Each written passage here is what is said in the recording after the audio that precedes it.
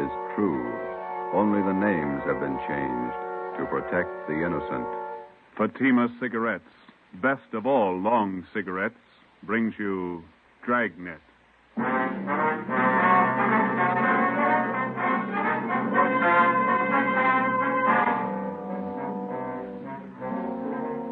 You're a detective sergeant. You're assigned to homicide detail. For 2 months, a depraved criminal has been at work in your city. Men and women have been robbed, brutally attacked. Your job, get him. If you want a long cigarette, smoke the best of all long cigarettes. Smoke extra mild Fatima. Yes, Fatima is the king-size cigarette which contains the finest Turkish and domestic tobaccos superbly blended to make it extra mild, to give Fatima a much different, much better flavor and aroma than any other long cigarette. That's why Fatima has more than doubled its smokers coast to coast. Enjoy extra mild Fatima yourself. Best of all, long cigarettes. It's wise to smoke extra mild Fatima. It's wise to smoke extra mild Fatima.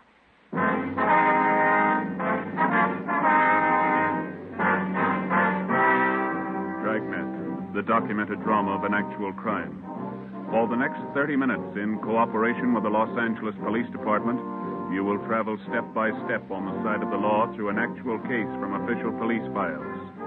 From beginning to end, from crime to punishment, Dragnet is the story of your police force in action. It was Wednesday, March 7th. It was cloudy in Los Angeles. We were working the night watch out of homicide. My partner's Ben Romero. The boss is Thad Brown, chief of detectives. My name's Friday. I was on the way home from the office, and it was 2:25 a.m. when I got to Collis Avenue, number 4656.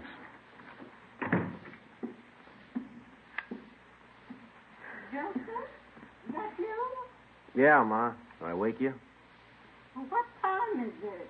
A little after 2. Oh, you can't keep this up. You've got to have your rest. Don't worry, I'm okay. You got any cold meat in the icebox? There's some pressed ham, a few slices of bologna. Didn't you have any dinner? A couple of hamburgers and a piece of pie. I got hungry again. I had some nice beef stew for dinner. There's some left in the icebox. I'll come down and warm it for you. No, all I want's a sandwich, Ma. You go on back to sleep.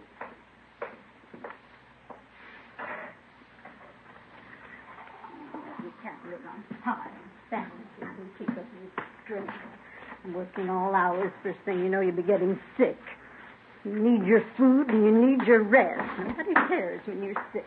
You didn't have to get up, Ma. All I want's a sandwich. I can fix it. You better have a bowl full of stew. Here, it'll take a minute to warm it up. Nice new potatoes in it. Some of those onions you like, too. Like Bermudas. Okay, not too much now. I'll get the milk. It's 2:30 in the morning. What kept you so late again? Another stakeout, the same job. Is that the murder in Highland Park? No, Ma, the badge bandit. The one that poses as a policeman. Oh, that one. You certainly ought to do something about him. Yeah, well, I'm trying to. I can't find him. There was a piece in the paper about it tonight. They say it's just terrible the way he beats up people and robs them. Yeah. Badge bandit. The way he treats women ought to be ashamed. They ought to put him away. No. You got some more rye bread? Mm-hmm. Are you going to have tomorrow off, Joseph? Thanks. No. The captain says we work straight through till we get the guy. Oh. I thought you were going to have tomorrow off. Mm. Oh, you ought to tell the captain. You need your rest. You can't go on like this working all hours. You'll be coming down sick one of these days. 15 robberies, 15 assaults, all in 2 months. Somebody's got to stop them. You ready? Oh, yeah, I think so. Okay. Well, can't they warn the people? They wouldn't be getting robbed and beaten up if they weren't parked in those lonely places. Spooning. So silly. Yeah. I'm afraid we can't do anything about that, Ma. It's a public place. They got a right to park if they want. Yeah, I suppose. Well, let me have your plate. Okay, here. No, hold it. That's and fine. Another spoonful. You can't work if you don't eat. Okay. It is good stew. Yeah, sure it is. But you're down at ShopRite's nice. His stewing beef's just wonderful. Yeah. Ben work late with you? Yeah, his wife's sore, too. He hasn't been home much since we started on this. It's a tough one. Oh, my. Well, times certainly have changed since I was a girl. All this robbing, beating up. Crazy people. Well, any mail today? No, just a couple of bills. Will you set the alarm? I got to check back in at 8 in the morning. 8 o'clock? Why so early? Badge Bandit's got 2 more victims tonight. They're college kids. Doctor said he didn't think we should talk to him tonight, so we'll have to see him tomorrow morning at the hospital. Were they badly injured? Well, pretty bad. The boy took a terrible beating. The girl was attacked, same as the others. My. Well, it's very good, Ma. I better get to bed. Yes, well, your face looks so thin. You need all the rest you can get. I'll get it. Now, who can that be? It's almost 3 in the morning. Hello? This is Lorman down homicide, Joe. Sorry to bother you. Yeah, Lorman. What is it? Captain wants you and Romero to meet him in Hollywood and Laurel right away. What's the matter now? Attack and hold up in Laurel Canyon 20 minutes ago. Yeah? Got the area blocked off. Figure they got the man trapped. The victims get a look at the guy? Same description, the badge bandit. I left the house, went over and picked up Ben. We drove out to the edge of the Santa Monica Mountains where Hollywood Boulevard ends and Laurel Canyon begins. We headed back into the canyon to the blockaded area. Captain Steed from Homicide was there waiting for us.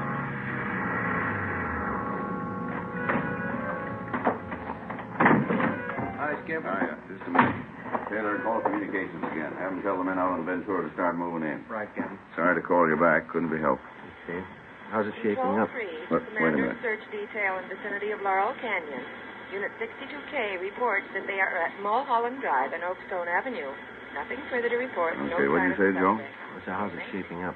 Well, here's a sketch of the area. Covers just about all the Laurel Canyon district. Yeah? Badge Bandit got his victims near the top of this hill here. Mm-hmm. Old man in the neighborhood heard a woman scream and phoned in. How sure are we the guy didn't get away? Well, the man who called in said the bandit had trouble starting his car. Finally left it and took off into the brush. He was headed west down this road here. Captain, I just had a call from communications. The crew from Leighton Prince are on their way. All right. Any report from the detail up on Canyon Road? Nothing yet. I'll stand by the radio. Okay. How much area we got to cover? Well, from the mouth of the canyon here, all the way back to Ventura Boulevard. And on the west here, from Lookout Mountain Avenue over to Crestview Drive on the east. How much have we got to go on? Crowley talked to the victims for a minute before they took him to Georgia Street. Yeah? The guy's description's the same. Heavy set, blonde hair, chubby face, horn-rimmed glasses. Mm-hmm. Well, if he's on foot, there's plenty of underbrush around here to hide him. Just a minute. I want to get this call in first. Taylor, have communications contact 72K. Tell them to hold their line stationary. Yeah. We'll have the others close in from the west and the north. Right. You two better get up on Groveland Drive. Line's pretty thin up there. Olson will use the help. Is that the area where you abandoned the car? Yeah. I want you to cover all the houses in that area. Check with everybody you can find in the neighborhood. They may be able to help. If they don't answer, find out why. Okay. I'll be making the rounds in another 10 minutes. Check with you then. All right, let's go. Oh, Joe. one more thing. Yes, sir? I'll tell you what I told the rest of the men. This guy's in a corner and he's got a gun. There's only one way out for him. Yeah? Make sure it's not you. 3:45 a.m. Ben and I drove up to Groveland Drive and joined the search. We started our house-to-house canvass of the neighborhood where the suspect had abandoned his car. None of the residents had any further information to give us. 4 a.m. We kept on checking. 23 hours. It's a long shift. Yeah. I could use some sleep. A wife of mine is boiling mad. She's even mad at the kid. Yeah? What's the trouble? Oh, aunt of hers sent down some flower bulbs from Oregon yesterday, gladiola bulbs. Yeah? Kid was playing with a little girl next door yesterday, and they found the box of flower bulbs. They put the mess of them in a pot of water and boiled them on the stove. What'd they do that for? Who knows? There's another house up ahead. We better check it. Yeah. We ought to get some street lights up here. Yeah. That's nice work, waking people up in the middle of the night. I don't like it any more than they do. Wish we could make them believe that.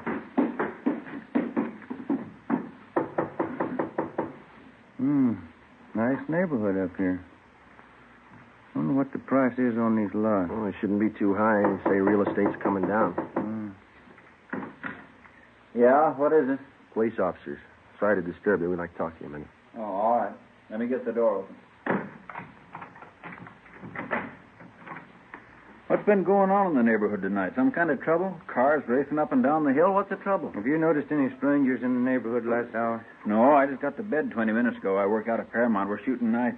What's all the commotion anyway? We're looking for a suspect. He's supposed to be around this area. Well, I haven't seen anybody. I thought I heard somebody out by the garage a few minutes ago. Went out and looked around, but I didn't see anything.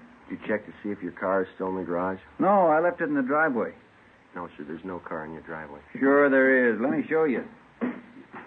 Hey, it's gone. Can we use your phone? Yeah. Yeah, but I saw it just a few minutes ago. The car was right there in the driveway. You think that guy took my car? Yes, sir. It's a pretty good bet. You got your license number handy there? I don't remember it. I got it on a card in my wallet. Give me communication. Can you give us a description of your car? It's a Plymouth sedan, black, two-door sedan with... Search detail, Laurel Canyon. I got some new information for all units in the detail. Here's the license number. Oh, thanks. Will you broadcast this information to all units in the search detail? What was the make and model of your car? 46 black Plymouth, a two-door sedan. 1946 black Plymouth, two-door sedan, license number, let me see. 7 X-ray 2569. This car's just been stolen from 10211 Groveland Drive. Any identifying marks on the car? Well, I left my keys in it. No, sir. I mean, any special markings on the car? Maybe a dent in one of the fenders? Well, Yes, George, hold on, we're getting it. The right headlight went out on me last night. I haven't had it fixed yet. The right headlight on the car is out. Notify all units in the search detail that we believe suspect is now in possession of this car. Right, thank you. Let's go. Must have happened in the last 15 minutes. I heard that noise and I went out to check. The car was there then. Well, here's our card. We'll be checking with you later. Yeah, I sure hope you find it. I don't know how I can get to work tomorrow without my car. Yeah, we'll notify you. Yeah, gee, I sure hope you find it. Thanks for your help. Come on, Ben.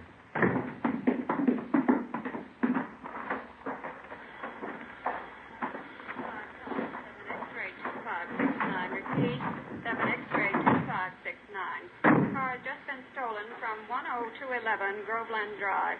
The right headlight is out. Oh, we got it. Believed Yeah. suspect is now in possession of this car. KMA 360. I don't think he could have gotten that car through the blockade yet, you. Better start searching the side roads, huh? Yeah. There's one, leading off to the left, up ahead. Here, let's try it. Wait a minute. There's a car coming down the hill toward us.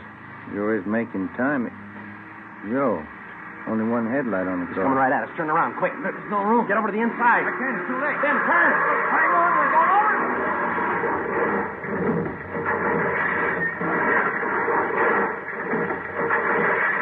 Attention all units. Special attention all units in search detail vicinity of Laurel Canyon. 80K reports theft Ben? of a 1946 You all right? Plymouth two-door sedan. Ben. License in the 5 column.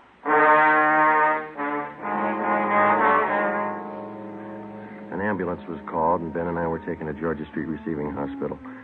There I received emergency treatment for multiple cuts and bruises and a sprained left shoulder. Ben didn't do so well. He had a possible concussion, 2 broken ribs, and a half a dozen severe cuts about the face and arms. We were then taken to the P&F ward. The next afternoon, we had a visit from Captain Steed and Chief of Detectives Thad Brown. Friday, how you feeling?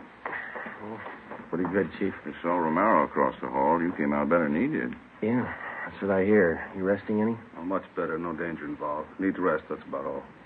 How long? Oh, he'll be here 2 weeks, according to the doctor. What about you? A couple of days.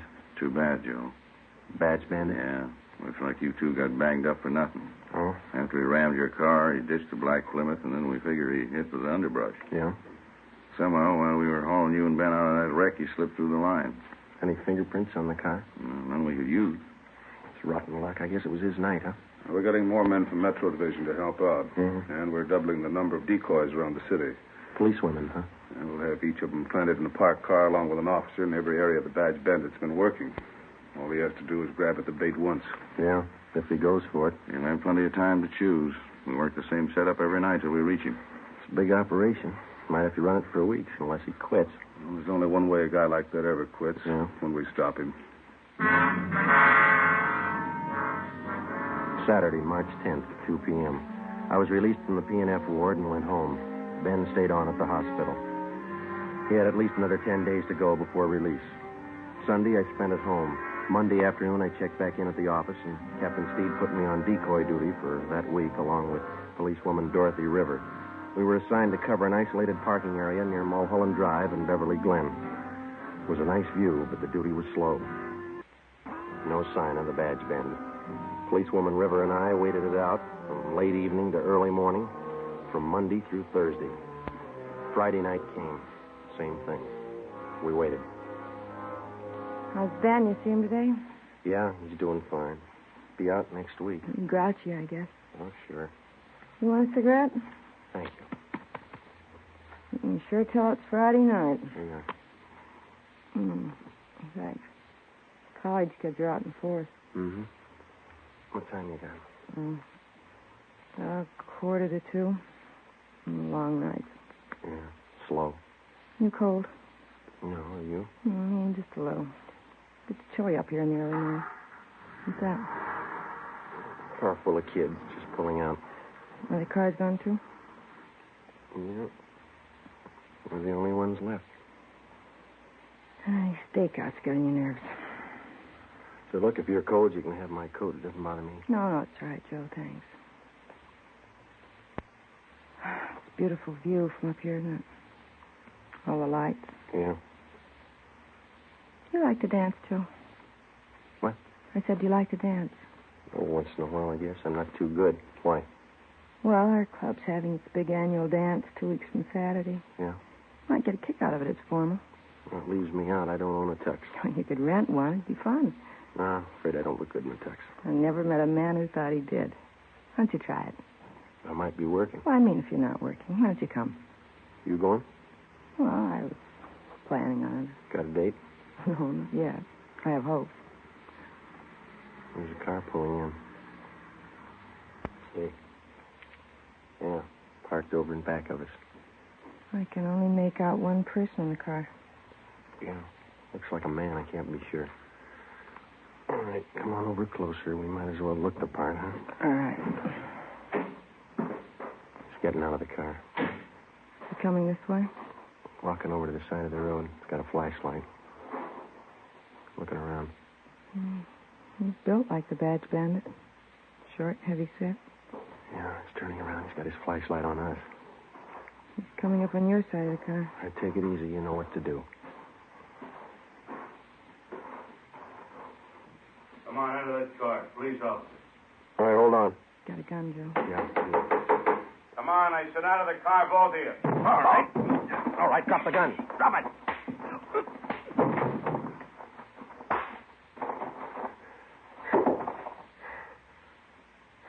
That's him.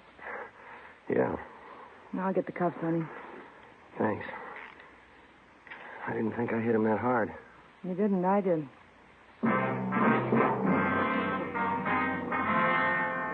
Policewoman Dorothy River and I took the suspect to Hollywood Division, where he was booked on suspicion of robbery.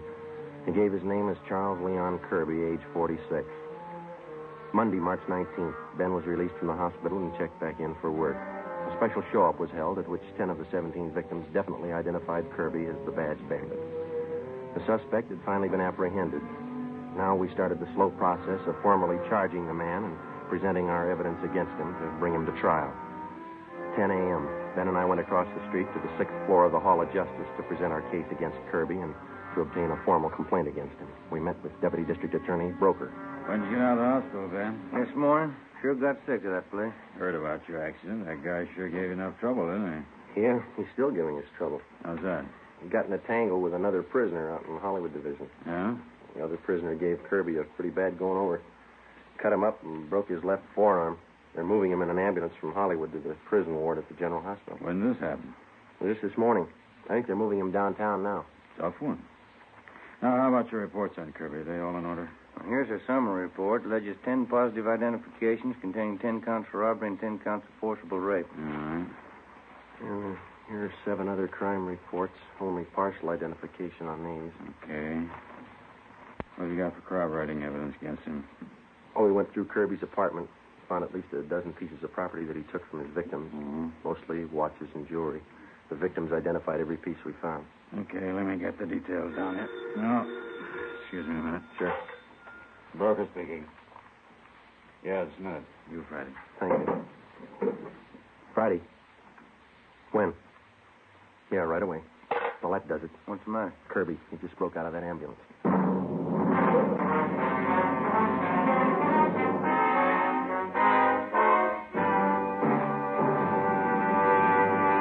You are listening to Dragnet, the case history of a police investigation presented in the public interest by Fatima Cigarettes.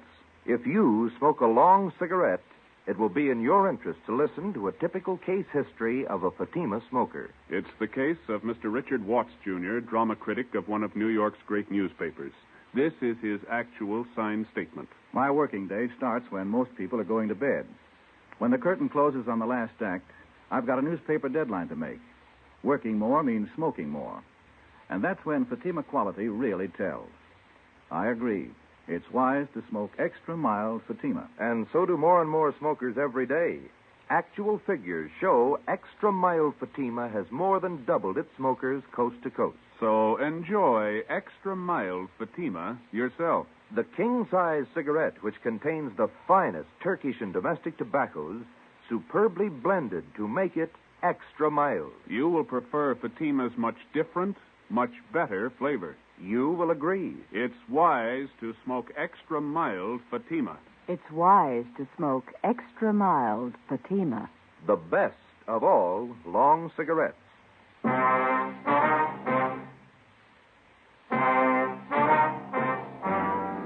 As soon as word of Kirby's escape came through, the information was broadcast to all points. All available cruiser cars and men were rushed to the escape area, and a door-to-door canvass got underway. All of the men were given mug shots of Kirby together with his description. 11 a.m., Ben and I got back to the office. We found a message from Captain Steed to meet him in the chief of detective's office. Don't man in that area until further notice. Check the bus depots and the Union Station. Right. What's the story, Chief? That's what I'm trying to find out. Where do you make the break? Near 4th and Main. Couldn't have picked a better spot. The ambulance had just crossed 3rd and Main when Kirby slugged the guard. The driver was too busy dodging traffic to notice what was going on in back. What's a lousy break? Kirby jumped out of the back end of the ambulance and disappeared in the crowd. No sign of him since. Well, that's fine. Takes us almost 3 months to reach the guy, and he breaks away on a cheap fluke like that. Well, he doesn't have many friends in town. He's only got one we know of. Yeah? A brother. Kirby stays with him pretty often, from what we could gather. The brother lives in a rooming house down on Alameda. Anybody checked that yet? We've got it staked out. The brother works at a box factory in the south end of town. That's covered, too. He's not going far with a broken arm. What have you got? Pawn shop hold-up, 6th Street, happened a few minutes ago. Yeah? Here's the description of the hold-up, man. Stocky build, blonde hair, horn-rimmed glasses, chubby face. You were wrong about that broken arm. Come on. 11:20 a.m. Ben and I pulled up at the East Asia pawn shop on 6th Street. Inside, we found the proprietor, Morris Brubaker, lying propped up against one of the showcases. He was an elderly man, and his face and head showed the marks of a savage beating. His wounds were hemorrhaging badly, and ambulance attendants were giving him first aid. We showed him Charles Kirby's mugshot. That's the man. I wouldn't make a mistake. That's him. Was he alone, Mr. Brubaker? Yes, by himself. He had to look at a watch, and when I turned to get it, he kicked me. I fell against the showcase and cut myself. He pulled me in the back room. I didn't even know him. He kept beating me. Easy, Mr. Brubaker. Let me get this compass. How much did he get away with, do you know? I'm not sure. A blue suit, blue overcoat, wraparound, and navy blue both. He kept hitting me. All right, so just take it easy. They'll have you out of here in a minute. He kept hitting me like a crazy man. This is antiseptic. Might sting a little. Okay. What else did he take, Mr. Brubaker? Can you remember? Yes, from the cash register, he took money. How much? $13, $40. I can't be sure. When he left your store, did you see which way he was going? No, he dragged me in the back room. He locked me in. Ready to move now, Sergeant? Okay. I don't know. I saw him going through the shelves there in the back of the counter. I don't know. What'd you keep there? My account books and my gun, a box of shells, too. You want to take a look, Ben? Well, My head. Yes, sir. Just take it easy. It's only going to be a minute now. the account books are still there. Yeah? He got the gun. 4 p.m. Kirby, alias the Badge Bandit, was still at large. As far as we were concerned, the case was almost back to where it started from 11 weeks before. The suspect was still loose. He was well armed. He was still free to rob, assault, or murder.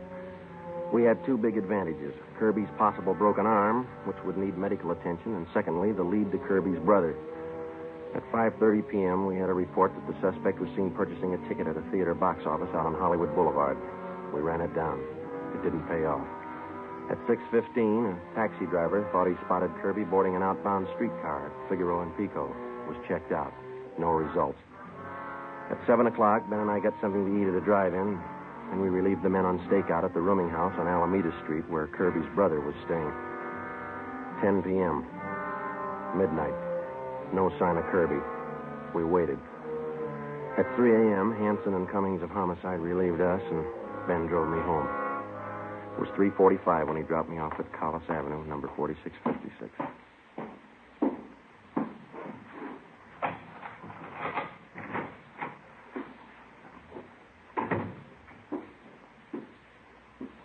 Joseph, that you? Yeah, Ma, I didn't mean to wake you. Well, what time is it? Almost 4. Oh, my. These late hours, you've got to get your rest, Joseph. We'll be all right, Ma. Got something to eat in the icebox? There's a little cold meat and some cheese in the cupboard. Just want a sandwich. You go on back to sleep. I had some nice meatballs and spaghetti for dinner. I can warm some for you. My, time stands working all hours. You just get sick, Joseph, and you'll see nobody cares about you when you're sick. I wish you wouldn't get up, Ma. I can fix something. Well, warm up the meatballs and spaghetti. You need something substantial. I get it. 4 a.m. I hope it's not that office calling you. Hello? Lorman down homicide. Yeah, Lorman. Thought you'd like to know they just got Kirby. Where? At his brother's place about 15 minutes ago. Hanson and Cummings grabbed him. Any trouble? No. Grabbed him before he got to his gun. He just locked him up. Thought you'd like to know. Yeah. Thanks, Lorman. Night. All right. Well, that was it, Joseph. The office, Ma. They got Kirby, the badge bandit. Oh, did they? Well, that's nice. Maybe you'll have some time off now. Yeah. Never fails, does it? You work on a case for 3 months. Leave it for 30 minutes and it's all over. Yeah. The food's warm. Is there anything else you want? No, that's fine, Ma. You go on to bed. Yeah. Well, all right, Joseph. Now, don't stay up too long. All right. Night. Good night. Hey, Ma. Yes, Joseph? Have I still got that old tuxedo around?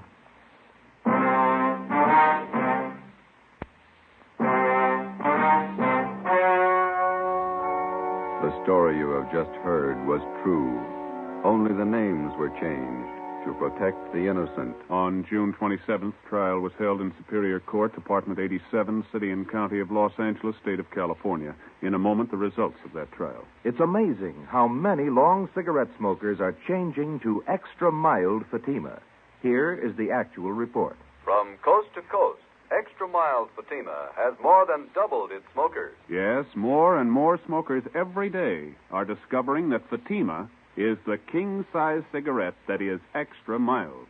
Extra mild because it contains the finest Turkish and domestic tobaccos superbly blended to make it extra mild, to give it a much different, much better flavor and aroma. Enjoy extra mild Fatima yourself, the best of all long cigarettes. It's wise to smoke extra mild Fatima. It's wise to smoke extra mild Fatima.